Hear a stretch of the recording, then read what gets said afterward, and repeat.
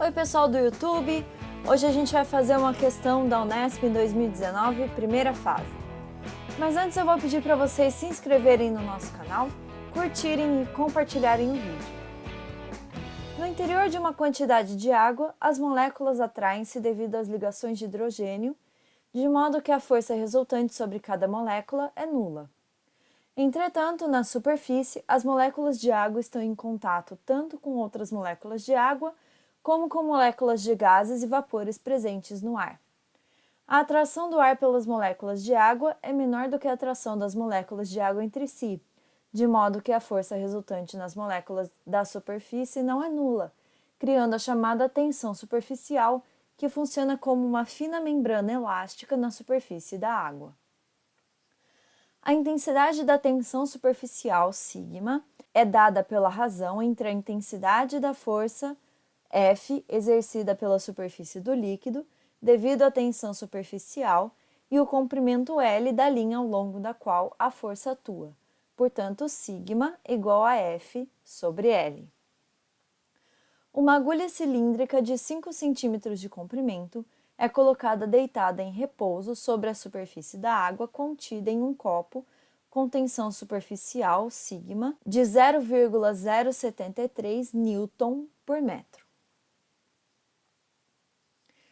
Nesse caso, a agulha ficará sujeita à sua força-peso, P, e às forças F1 e F2 de mesma intensidade, causadas pela tensão superficial da água, tangentes à seção transversal circular da agulha, nos pontos de contato com a água, formando um ângulo θ com a vertical. Então, ele dá para a gente aí o desenho do que está acontecendo. A gente tem a força P atuando sobre a agulha, e as forças F1 e F2 inclinadas de um ângulo θ. Quando a agulha estiver na iminência de afundar, F1 e F2 terão direção vertical.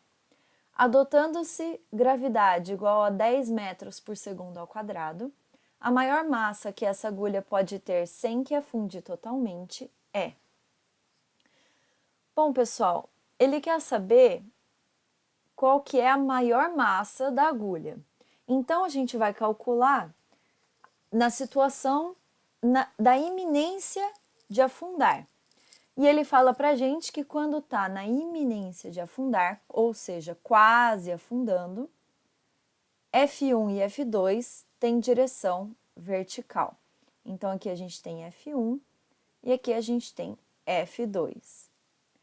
A agulha está quase afundando, mas ela ainda está em equilíbrio estático, ou seja, ela está parada, ela não está se mexendo.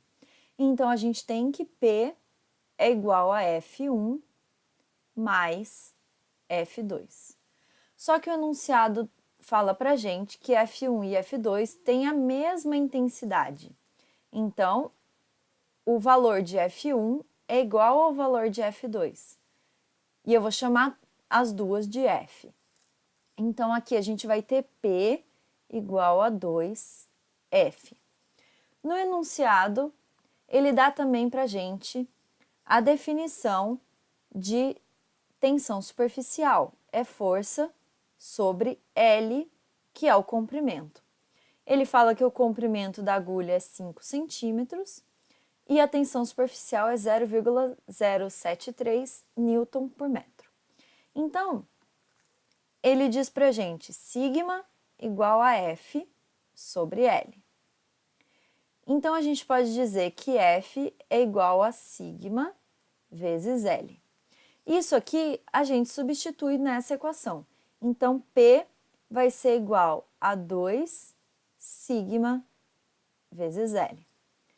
P é M vezes G, igual a 2 sigma L. A massa é o que a gente quer. Gravidade é 10. 2 vezes o sigma é 0,073 e o comprimento da agulha é 5 centímetros. Então, a gente tem que transformar para metro, multiplicando por 10 a menos 2. Então, a massa vai ser igual a 2 vezes 0,073 vezes 5 vezes 10 a menos 2 dividido por 10.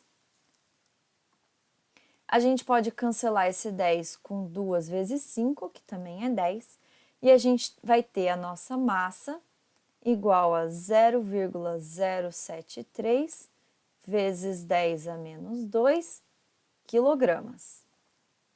Só que o exercício pergunta para a gente a resposta em gramas. Então, é só multiplicar esse número por 10 à terceira e a gente vai transformar quilograma para grama.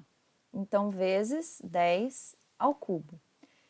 10 a menos 2 vezes 10 ao cubo vai dar 10 elevado a 1, ou simplesmente 10.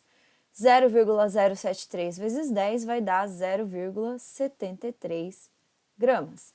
Então, essa é a máxima massa que a agulha pode ter para não afundar.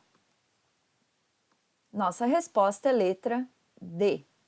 Eu espero que vocês tenham gostado da resolução. Peço novamente que se inscrevam no nosso canal, curtam e compartilhem o vídeo.